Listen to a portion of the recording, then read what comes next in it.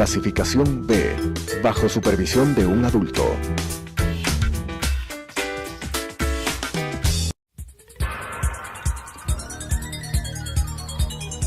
Las opiniones vertidas en este espacio por la producción y dirección del programa son de exclusiva responsabilidad de sus autores y de quienes intervienen en ellos.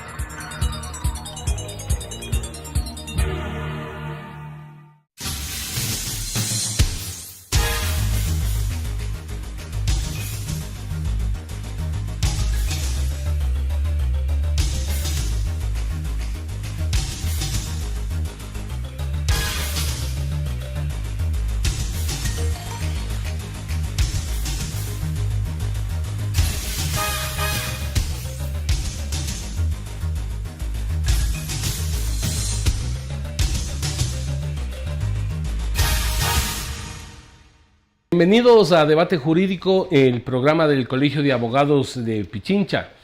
Queremos en esta semana topar un tema de amplio debate y discusión, no solo a nivel nacional, sino también a nivel internacional. Y estamos hablando de los problemas que se están dando en Venezuela por motivo precisamente de esta confrontación entre el gobierno de Maduro y la oposición. Por eso hemos titulado al tema de esta semana la autodeterminación en Venezuela. Y queremos, en nombre del Colegio de Abogados de Pichincha, agradecerle al doctor José Ayala Lazo, diplomático de carrera, ex canciller y primer alto comisionado de las Naciones Unidas para los Derechos Humanos, por haber aceptado la invitación de nuestro gremio, doctor, a este conversatorio. Pero antes de eso, nosotros sí quisiéramos, en nombre del Colegio de Abogados, desearle pues un feliz cumpleaños. Sabemos que está ahora de celebraciones. Muy amable, muchas gracias. Bueno, entrando a la temática que nos corresponde, el pasado 10 de enero Nicolás Maduro pues se proclamó presidente de Venezuela como resultado de una elección que se dio, si no estamos mal, en mayo del 2018, que no contó con la participación inclusive de la oposición, elección que desde ese momento no fue reconocida por muchas naciones del mundo. Acaba el 23 de enero, el presidente de la Asamblea de Venezuela se proclama presidente interino, decisión que fue inmediatamente reconocido por muchas naciones, incluido el Ecuador. Doctor, ¿cómo entender esta decisión considerando el principio de intervención en asuntos internos de las naciones, tan usado por el expresidente Correa y hasta hace poco por el mismísimo Lenín Moreno?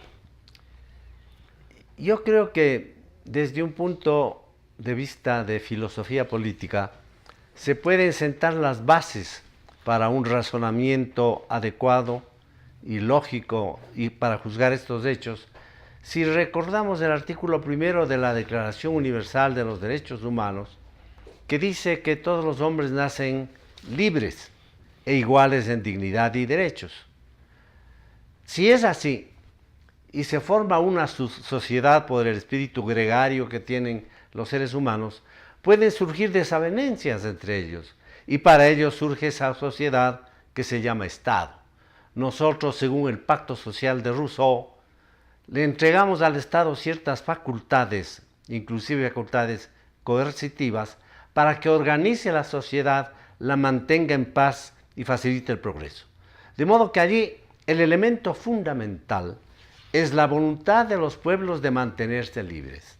Por eso, cuando los pueblos son dominados, bien sea por otro país o por una dictadura que les impide, que les impide ejercer las libertades, surge inclusive el derecho a la rebelión contra las autoridades del Estado. ¿Está reconocido como tal? Eso es conocido, es un derecho proclamado con una sapiencia muy grande por un filósofo norteamericano, Thoreau. Entonces ahí estamos hablando de la autodeterminación del pueblo venezolano. Exactamente, el pueblo se autodetermina, escoge las autoridades que él considera mejores, pero a veces el pueblo se equivoca.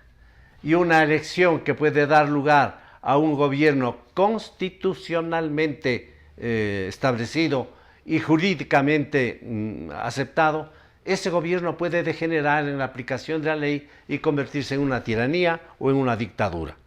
Contra esa tiranía o dictadura, el pueblo tiene el derecho, y yo diría la obligación ética, de levantarse, de sublevarse, de actuar, de rebelarse y de cambiar el orden de las cosas. ¿Cómo entender entonces la posición ecuatoriana? Esta posición ha ido cambiando poco a poco. Antes había un apoyo total al gobierno venezolano, muchos años desde el gobierno de Chávez, luego un silencio. Ahora apoya la adhesión de la OEA, solicitando nuevos comicios y reconoce inclusive al presidente Juan Guaidó. ¿Es un cambio real en la política externa y en el lado correcto de la historia o un movimiento coyuntural nada más? Espero que sea un cambio sustantivo, que lo que signifique sea un retorno al respeto de los principios tradicionales de la política exterior del Ecuador. ¿Antes estábamos mal? Antes nosotros defendíamos el sano principio de la no intervención, cosa válida, porque América Latina sufrió mucho del intervencionismo extranjero en los albores del siglo XX, y en consecuencia en la década de los 30 se produjo una reunión internacional en Montevideo que afirmó como uno de los principios básicos de la política internacional de América Latina era el de la no intervención en asuntos internos de un Estado. Repito, principio válido que está en conexión directa con el ejercicio de la soberanía de todos. Es decir, los sería, estados. doctor, si no estoy mal, un reconocimiento del Estado ecuatoriano al gobierno de Juan Guaidó, pero también por el principio de la no intervención.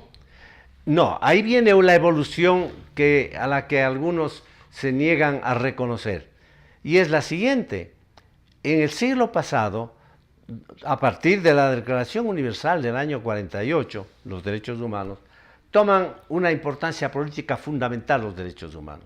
Y entonces los estados que ya están un poco más maduros en su evolución social, llegan a la conclusión de que más importante que el Estado es el ser humano que lo integra.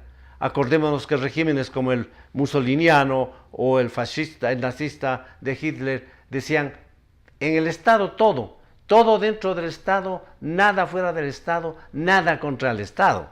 En cambio, los regímenes liberales decían, el ser humano es el que interesa y el que importa. Cuando empieza a florecer esta nueva filosofía de respeto al ser humano y toman forma y reconocimiento los derechos humanos, surge la noción de que el respeto a los derechos humanos es una obligación tan grande de carácter mundial. ¿Y por eso se justificaría una intervención? No, y es que ya no se llama intervención, que los estados están obligados a cooperar para defender los derechos humanos. Y entonces surge, fíjese usted, algo importante en nuestro continente y en nuestro país, la doctrina Roldós, la del presidente Jaime Roldós, que el año 80... ¿Qué dice la doctrina Roldós más o menos? La doctrina Roldós consta escrita en la llamada Carta de Riobamba, que fue una conferencia de los países andinos convocada por el presidente Jaime Roldós. Allí, con participación de otros países de Europa y de América Central, se llegó a la conclusión de que, casi textualmente, la acción concertada del mundo internacional en defensa de los derechos humanos no es una intervención indebida en asuntos internos de un Estado. Pero yo le pregunto, por ejemplo, Estados Unidos acaba de congelar activos, cerrar el grifo de los recursos. ¿Esto no será una presión sobre asuntos internos que de una u otra manera termina también afectando los derechos humanos cuando el Estado no tiene los recursos para atender las necesidades? ¿O qué se privilegia? De lo que se trata es de defender los derechos humanos que están siendo violados sistemáticamente por una autoridad. De la doctrina Roldós surge una consecuencia ineludible. Primero, el año 93, la Conferencia Mundial de Derechos Humanos acepta internacionalmente esa doctrina y la recoge casi con las mismas palabras en el llamado Programa de Acción de Viena. Y luego, he aquí lo más importante, luego esa intervención humanitaria, que fue el nombre con que se internacionalizó la doctrina, pasa a llamarse la responsabilidad de proteger. Es decir, ya no solo una intervención, sino que pasa de intervención pasa a convertirse en una obligación de asistir a los pueblos cuyos derechos humanos son violados por los propios gobiernos porque no pueden respetarlos o porque no quieren respetarlos. Pero esa responsabilidad de protección, diríamos, tampoco es apoyada por todas las naciones. Es decir, porque si fuera así, o qué es lo que se mide en este caso, porque hay países como Bolivia, Cuba, Nicaragua, México, que hoy con López Obrador quieren aplicar su doctrina Estrada y están con Maduro, quien fue inclusive invitado a su posición. Parecería que a estas no les interesa el tema de los derechos humanos. Claro, lamentablemente muchos estados no aceptan o no respetan en la práctica los derechos humanos, pero esta responsabilidad de proteger si nosotros miramos nuestro continente, está recogida en la Declaración Americana de los Derechos y Obligaciones de los Estados, está recogida en la Carta Democrática Interamericana, está recogida en la Carta de la OEA. Y en consecuencia hay no solo la responsabilidad, la obligación de actuar para proteger los derechos humanos. Esto no significa que cada Estado puede hacerlo según su propia y soberana voluntad. Se dice la acción internacional concertada, es decir, tiene que haber un entendimiento como el que se logró al interior del Grupo de Lima, por ejemplo, o en la última declaración de la OEA, que desconoce la legitimidad de Maduro. Es decir, en el caso de la OEA ya podemos hablar de un conglomerado de naciones, ¿no es cierto?, que puede ejercer una presión sobre el tema de Venezuela. A mí lo que me preocupa es, ¿la OEA actúa después de las declaraciones de Estados Unidos, un poco siguiendo lo que dice Estados Unidos? Lamentablemente, el hecho de que Estados Unidos haya sido el primero en reconocer al gobierno de Guaidó puede dar lugar a esa interpretación, pero creo que sería demasiado simplista pensar así, porque yo le confieso con toda honestidad que no creo que nuestro gobierno, el presidente Moreno, haya actuado como actuó porque los Estados Unidos reconoció a Guaidó. Moreno llegó al convencimiento, porque ahora tiene una diplomacia profesional en la Cancillería, de que había que actuar ante una situación tan dramática como esa del pueblo venezolano. Y entonces Moreno hace una declaración en Davos, en Suiza, que es impecable en mi opinión. Primero, porque dice, la solución del problema venezolano le compete básicamente al pueblo venezolano. Correcto. Segundo, debe ser una solución en lo posible pacífica. Perfecto. Tercero, la comunidad internacional tiene que prestar su apoyo para que el pueblo venezolano recobre sus libertades. Por eso, esa opinión sobre una transición pacífica entra en contraste con los anuncios de Estados Unidos, que ha dicho que la opción militar está entre las posibilidades. ¿Qué sucedería entonces con esta eventualidad? Vea, yo creo que en el plano teórico esa declaración es correcta porque la mantienen abierta a la opción de una intervención militar. Personalmente, yo considero que sería el error histórico más absurdo el organizar una intervención militar extranjera en Venezuela. El asunto tiene que ser resuelto por los venezolanos. Yo pienso que las manifestaciones anunciadas para el día de mañana, miércoles, y para el día sábado, por el presidente Guaidó, deben ser manifestaciones en las que la comunidad internacional vea el alma del pueblo venezolano exigiendo libertad. Lo que quiere expresar. Lo que quiere, que vea que esa multitud está cansada de emigrar del país. Imagínense 3 millones de venezolanos emigrados de una población de aproximadamente 30 millones. Imagínense una inflación de 1 millón. Y que es evidente, ¿no? Nosotros los ecuatorianos tenemos miles de venezolanos. Claro. Imagínense una inflación de 1 millón %. Los niños muriendo por falta de alimentación y de medicinas. En consecuencia, qué de raro es que el pueblo venezolano exija ahora que el dictador Maduro se vaya después de que ha sido reconocido por la Asamblea como legítimo presidente o jefe del Ejecutivo, el señor Guaidó. Doctor José Ayala Lazo, vamos a continuar con este tema luego del corte comercial.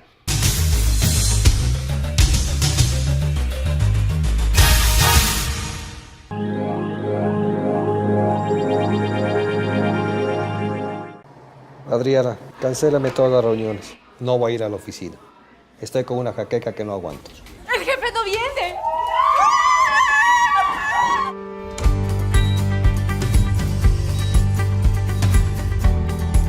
¿Estás seguro? Salió bien. Muy bien. Bueno. Cuanto antes vayas a Ecuasanitas, más rápido te curas. La empresa de medicina prepagada que cuida de ti. Ecuasanitas. Es bueno estar sano.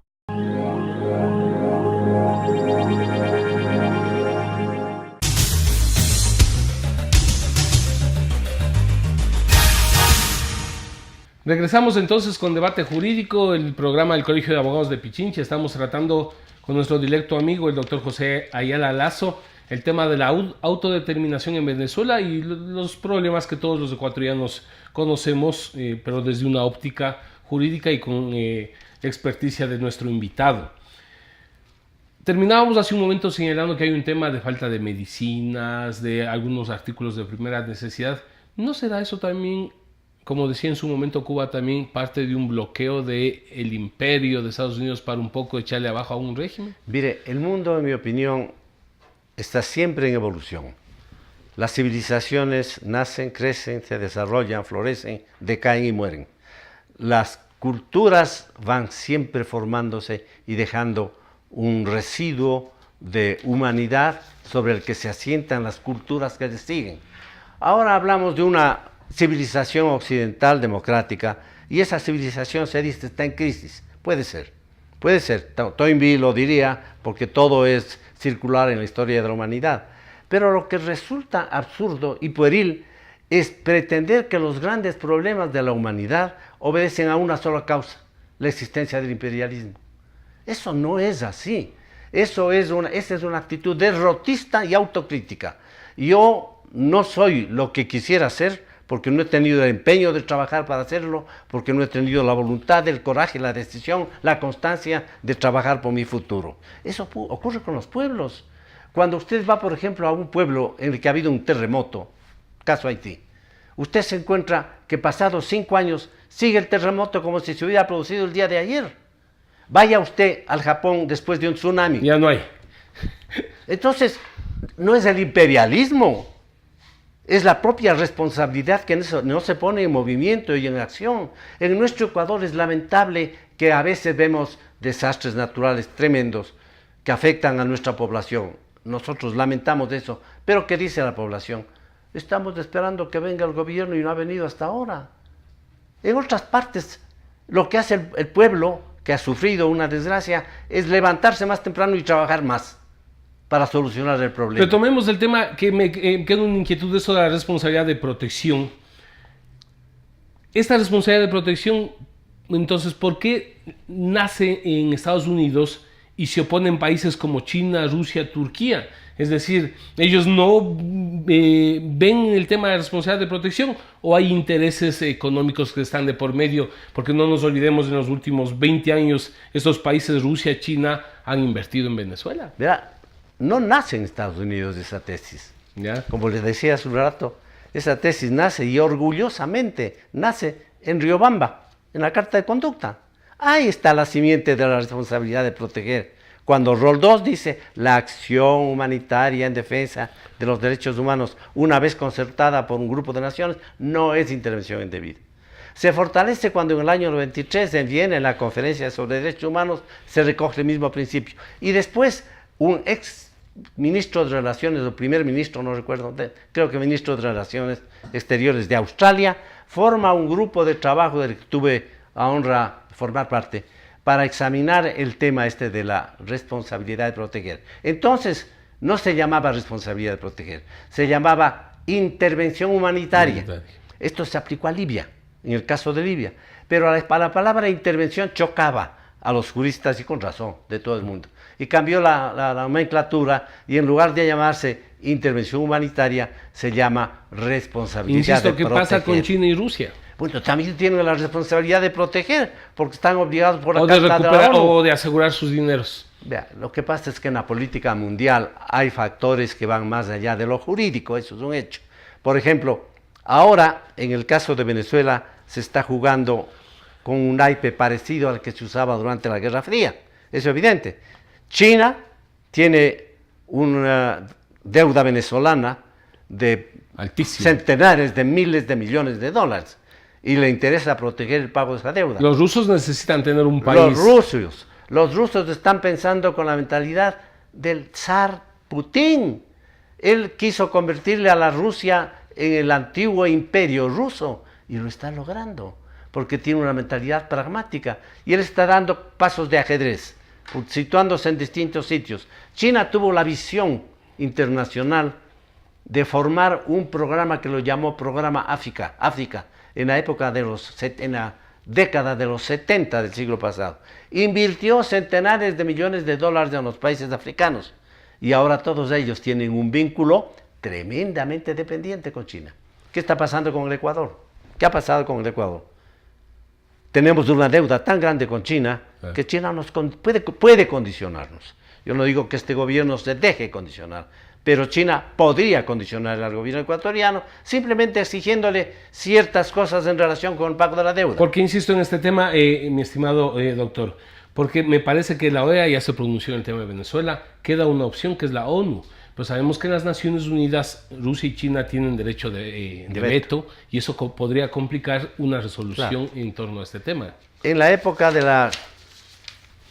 la guerra entre Irak y Kuwait, la invasión de Irak a Kuwait, surgió la posibilidad de que el Consejo de Seguridad examinara el tema de los derechos humanos. Yo era miembro del Consejo de Seguridad, entonces, en representación del Ecuador. Y el temor que teníamos los países latinoamericanos era el de que se tome el pretexto de derechos humanos para actividades de índole política internacional. En la época de la Guerra Fría se le acusaba de violación de derechos humanos al rival político, con o sin razón. Y ese era el doble rasero con el que se procedía. El Consejo de Seguridad, por oposición de los latinoamericanos, no aceptó que los derechos humanos fuesen considerados como una posible una posibilidad de un quebrantamiento de la paz.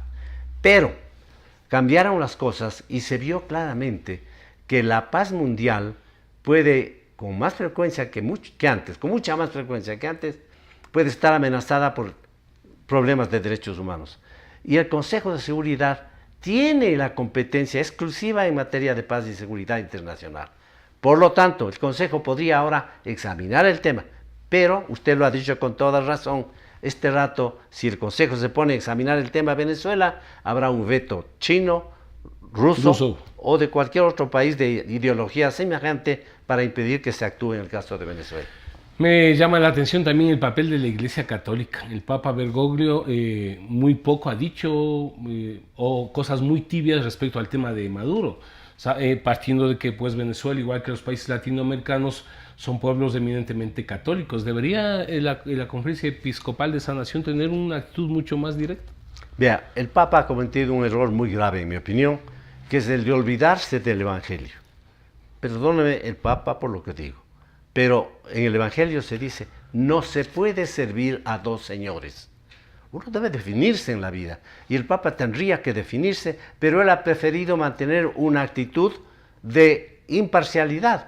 La imparcialidad frente a un mal manifiesto no es imparcialidad, es indiferencia ante el mal. Y eso es lo que ha olvidado el Papa, y ha adoptado una actitud de aparente equilibrio, no ataca ni a un lado ni a otro, pero se está olvidando que en el un lado hay un pueblo cuyas libertades han sido suprimidas, y en el otro hay un dictador que suprime esas libertades. Por supuesto, muy de acuerdo con eso. A ver, el papel de los militares y de la policía, como en toda nación, es fundamental en el momento de la decisión. Me parece que Maduro lo apuesta a eso, a tener de su lado las Fuerzas Armadas y policiales más allá del reclamo internacional. Los regímenes dictatoriales, lo primero que hacen cuando han asumido todos los poderes es crear una estructura que les permita permanecer eternamente en el poder. Y crean esa estructura. Y es muy difícil poner fin a esa estructura. Ahí tenemos una Cuba con 60 años de socialismo. Ahí tenemos Bolivia con 20 años de socialismo. El Ecuador con 10 años. Y una estructura que estaba concebida para durar 300 años. De modo que el gran problema es ese. Estos regímenes buscan permanecer en el poder, crear esa estructura. Pero mientras tengan el apoyo de los militares y les den prebendas, recursos económicos. A eso voy. ¿Qué ha hecho tanto en Cuba como sobre todo Chávez y Maduro en Venezuela? Politizar a la Fuerza Armada. Y entregarles el manejo de muchas empresas a tal punto que ellos juran lealtad no al país, no al Estado venezolano, sino a la revolución bolivariana socialista del siglo XXI. Eso mismo pretendió en el Ecuador cuando la señora María Fernanda Espinosa era ministra de Defensa del Ecuador. Acuérdese que empezó a dar discursos a la Fuerza Armada Ecuatoriana diciéndole que debía ser leal al socialismo del siglo XXI. Pero no es que a ellos les interesan más bien los recursos económicos. A ver, porque si Venezuela tiene una crisis económica y en un momento determinado no existen los recursos para entregarles a los militares, ¿será que podrían debilitarse ese apoyo por ese nexo? Porque se habla que el propio Juan Guaidó está cabildeando con estas fuerzas militares, inclusive les ofrece amnistías, etcétera, etcétera, para lograr que se pongan de su lado. Caso contrario, le veo difícil. Usted tiene toda la razón. Acabo de escribir un artículo en el que señalo que en el caso de Venezuela precisamente, el Banco de Londres acaba de rechazar la entrega de 1.700 millones de liras al gobierno Maduro. Y los bancos norteamericanos ya han recibido o van a recibir la instrucción lógica de que no entreguen el dinero venezolano a Maduro, cuya presidencia es desconocida por los Estados Unidos, sino a Guaidó. ¿Y qué va a pasar entonces? Que Guaidó no va a poder pagar las prebendas, privilegios y altos sueldos que tiene la cúpula militar. Y en ese caso, el tema puede durar 1, 2 semanas, no sé si más. Pero ojalá a esa posibilidad se una sobre todo la decisión del pueblo venezolano. Si el pueblo sale masivamente, no medio millón, 1, 2, 3 millones a las calles los pueblos deciden o el domingo, su destino. Yo creo que habrán decidido el fin de la dictadura de Maduro. En caso de que caiga Maduro, y con las circunstancias que usted nos está indicando y que considero que así son, ¿cuál es el camino para la restauración democrática? ¿Qué papel deben jugar, en este caso ya caído Maduro, las naciones latinoamericanas, la OEA, las Naciones Unidas? Permítame echarle una flor al presidente Moreno. Él dijo, y con razón, el presidente Guaidó tiene la obligación de convocar a elecciones libres con vigilancia internacional inmediatamente. Ese es el camino. El momento en que el pueblo venezolano libremente escoja al líder que el pueblo quiera, de filiación política A o Z, lo que el pueblo quiera, responsablemente, pensando en la historia pasada. Porque Venezuela está con un presente. Consejo Nacional Electoral de tipo chavista. Eso tiene que ser cambiado. Eso. Nosotros estamos también en un proceso aquí transitorio de transformación de la estructura que nos dejó el señor Correa. Eso es lo que tiene que pasar en Venezuela. A futuro de caer Maduro también me viene la inquietud. ¿Qué va a pasar con ellos? En este criterio de llevar las cosas pacíficamente, ¿toca amnistiarle a Maduro o tienen que rendir cuentas por delitos de lesa humanidad, narcotráfico? Aunque posiblemente vayan a ir a alguno de los países que lo han apoyado. Mira, yo creo que la justicia es indispensable, pero la justicia en ocasiones no se refleja en el acto punitivo, sino en el juicio crítico de la sociedad. Si es que la permanencia de las instituciones, si el fortalecimiento de las instituciones debilitadas como están en Venezuela o en el Ecuador, exigen a veces cerrar medio ojo para asegurar el bien general del pueblo, hay que cerrar ese medio ojo. Por eso hay la justicia transitoria, hay a veces el perdón legal, la sanción ética la da el criterio de la ciudadanía y esta no cambia. La ciudadanía sabe quién le ha servido bien y quién le ha estafado. Quiero aprovechar su conocimiento. Todos hablamos de Venezuela, pues nos olvidamos de Nicaragua. En las últimas movilizaciones, más de 200 muertos y no se han pronunciado los organismos de derechos humanos. ¿O nos interesa más Venezuela por la mina petrolera de petróleo que tienen ellos? ¿O qué pasa con Nicaragua? Yo creo que usted tiene toda la razón. Hay que reclamar una falta de pronunciamientos públicos sobre Nicaragua. No son 200 muertos, hay más de 374 muertos. Claro. Sí hay reclamos de derechos humanos. La Comisión Interamericana ha formulado serios reclamos y cuestionamientos. Lo que ocurre es que ese líder es, como todos los dictadores, inmune a la crítica pública. Y tiene una mujer que con artes mágicas, eso lo dicen ellos mismos, le ayuda y es su vicepresidenta. Él es la encarnación viva del demonio de los Somoza. Él fue en un momento la encarnación de los ángeles salvadores de Nicaragua durante la revolución de los años 70. Pero ahora se ha convertido en un archi-Somoza. Y la comunidad internacional, y repito, usted tiene toda la razón, debe ser más firme, más vocal, más clara, más crítica sobre el caso Nicaragua. Queremos, doctor José Ayala Lazo, agradecerle, se nos ha ido el tiempo, conversar con usted nos da muchas luces a la opinión jurídica y también a nuestro pueblo. Muchas gracias. A usted, gracias. Las opiniones vertidas en este espacio por la producción y dirección del programa son de exclusiva responsabilidad de sus autores y de quienes intervienen en ellos.